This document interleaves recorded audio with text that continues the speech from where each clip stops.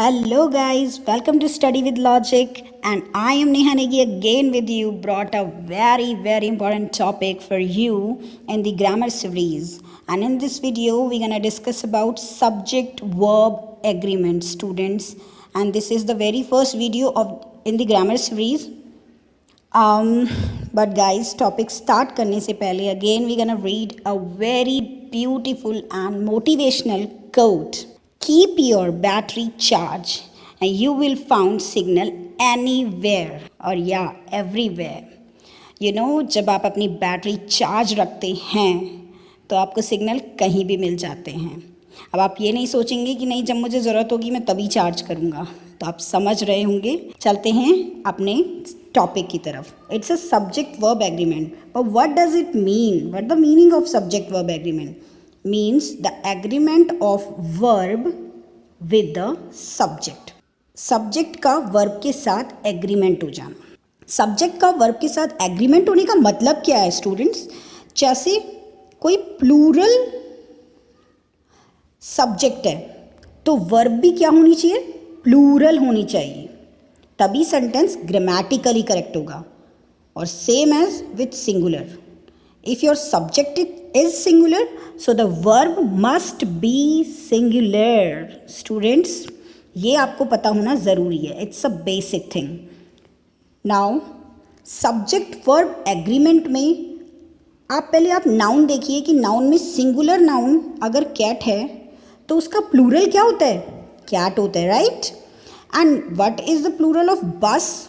The plural of bus is buses. Okay? But there is something different in terms of verbs. Students, it's a verb. So there is something different case. अगर आपका plural do होता है तो singular आपका डस होता है.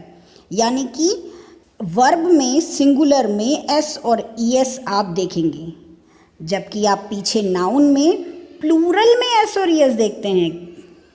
Is it clear now? 90% cases में. अच्छा, right. Right is a plural verb and rights is a singular.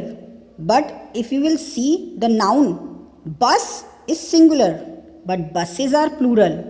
It is in the last it is es, right? But in verbs you will find es in singular. And the next example is speaks or speak.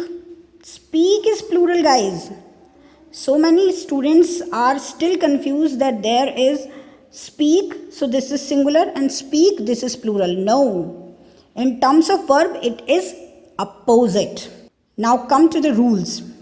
These are the rules of subject-verb agreement.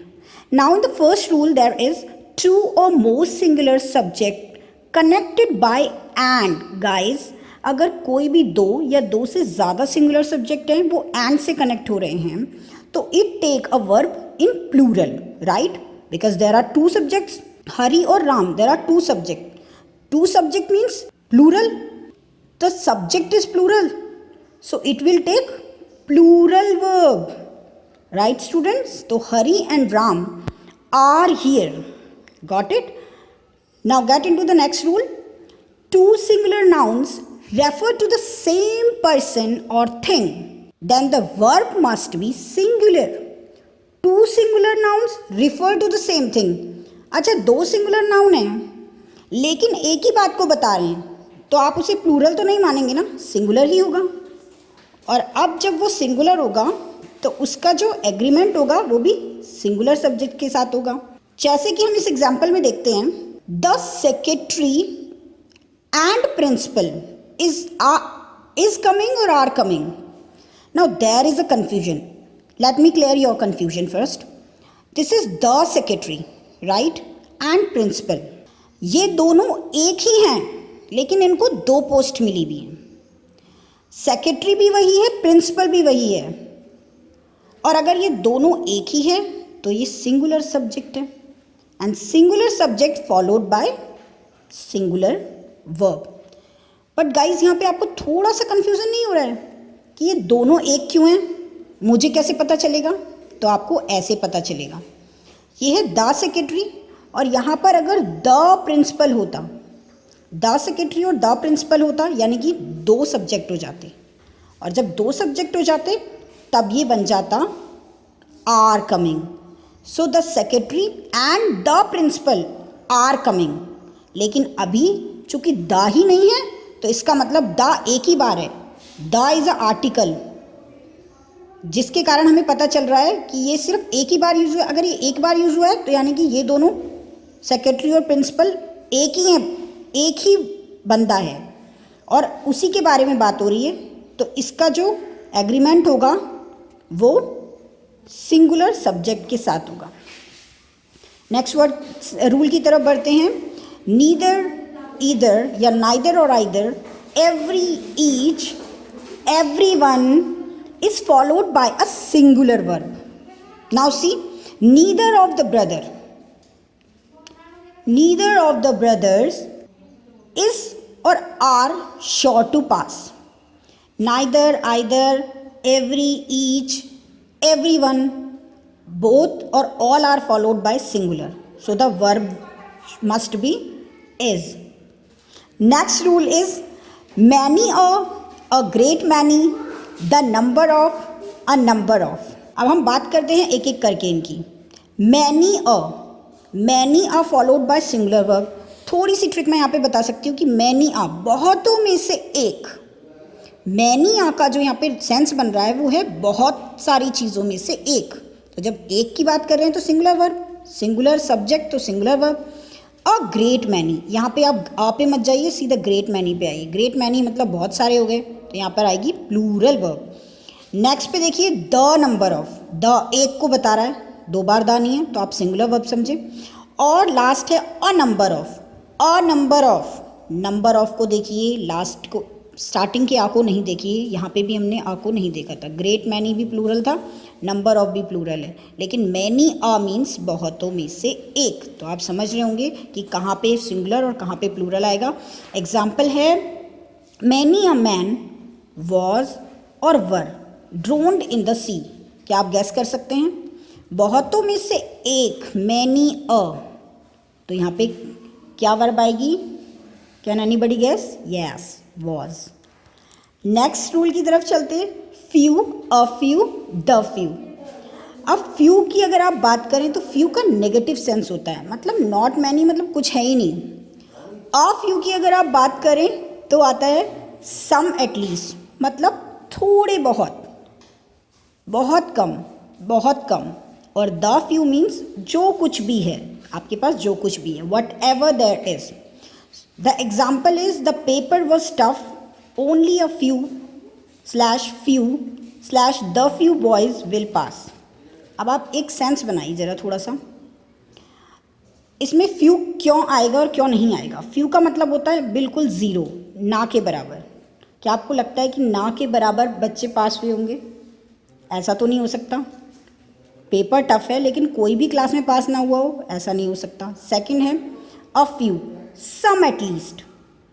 A few, कुछ बच्चे पास हो सकते हैं, बहुत कम लेकिन हो सकते हैं, क्योंकि पेपर टफ है तो हो सकता है कि कुछ ही हो। द फ्यू का क्यों यूज़ नहीं होगा? क्योंकि वट एवर देयर इज़, मतलब क्लास में जितने भी बच्चे हैं वो सब पास हो गए, तो पेपर टफ की बात ही क्यों करेंगे वो। पेपर टफ है इसका मतलब कुछ बच्चे पास हुए हैं, इसका मतलब only a few boys will pass. Next rule की तरफ बढ़ते हैं। लिटिल, अ लिटिल और द लिटिल, ये भी सेम है। लिटिल मीन्स बिल्कुल ज़ीरो, अ लिटिल मीन्स बहुत कम, और द लिटिल मीन्स जितना भी कुछ है। जैसे कि हमारे पास एक प्रोवर्ब होता है, little knowledge is a dangerous thing. तो आपको क्या लगता है क्या होना चाहिए? लिटिल, बिल्कुल ज़ीरो नॉलेज वाला तो कुछ पता ही नहीं है उसे। द लिटिल मतलब जिसको सब कुछ भी पता है, जितना भी पता है वो सब, ऐसा तो हो नहीं सकता।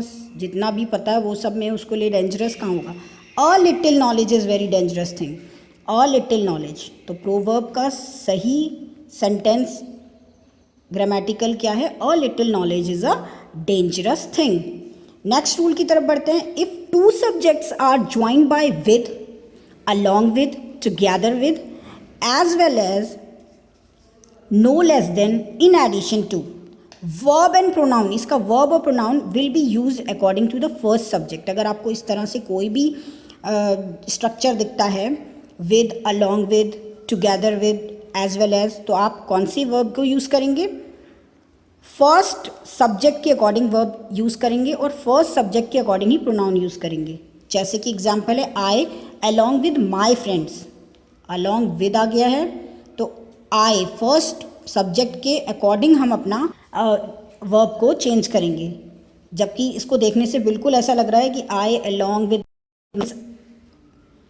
आर आना चाहिए, क्योंकि फ्रेंड्स है तो इन दोनों में से दोनों ही रॉन्ग लग रहे हैं, लेकिन आएगा आई के जैसा। I along with my friends am doing my work. Second भी मैंने लिया है, my friends as well as I, लगता है कि एम आंसर होगा, लेकिन it's wrong. It will change according to the first subject, and first subject is my friends, so the correct verb is are and the correct pronoun is their. Okay, now quick test for a previous year questions. मैं आपके previous years के जो भी questions आए हैं उसका एक छोटा सा टेस्ट लेके देखती हूँ। आप बताइए सबसे पहले, the number of foreign tourists visiting India are increasing day by day during this tourist season, या फिर नो एरर। आपको किस पार्ट पर यहाँ पे एरर लग रहा है? देखिए, द नंबर ऑफ आया है, द नंबर सिंगुलर के साथ चलता है, यहाँ पे आर लिखा है, तो एरर सेकंड पार्ट में है। क्या आना चाहिए? Is increasing.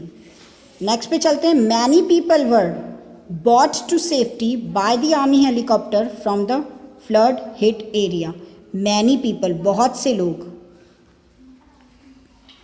Brought to safeties, उनके लिए सेफ्टी की गई, और सेफ्टी में क्या किया? Bye the army helicopter from the flood hit area, army helicopter से उनके लिए राहत पहुंचाई गई, ये समझ लीजिए आप। मैनी पीपल के साथ सिंगुलर वर्ब नहीं लग सकती, क्या आएगा? वर्ब। नेक्स्ट में बढ़ते हैं, Ashok is among the few people in the world which did not blindly follow the path of others. Ashok जो है दुनिया में उन लड़कों में से है जो ब्लाइंडली किसी की बातों पर नहीं विश्वास करते। अब आपको क्या लगता है आंसर क्या आना चाहिए? Ashok is subject singular, verb is singular, no problem. Problem कहाँ है? यहाँ पे प्रॉब्लम विच के साथ है। रिलेटिव प्रोनाउन अशोक के लिए हु होगा। नेक्स्ट की तरफ चलते हैं, 12 इंचेस मेक्स अ फुट। इसका मैंने आपको सबसे पहले जब मैंने एक्सप्लेन किया वहाँ पे आपको कुछ समझ में आएगा, आप मुझे बताइएगा। ये वाला क्वेश्चन का आंसर आप मुझे कमेंट बॉक्स में लिख कर देंगे, और तब तक के लिए आप वेट करिए नेक्स्ट पार्ट का, और हमारे चैनल को लाइक, सब्सक्राइब और शेयर करना बिल्कुल ना भूलें। जय हिंद, जय भारत।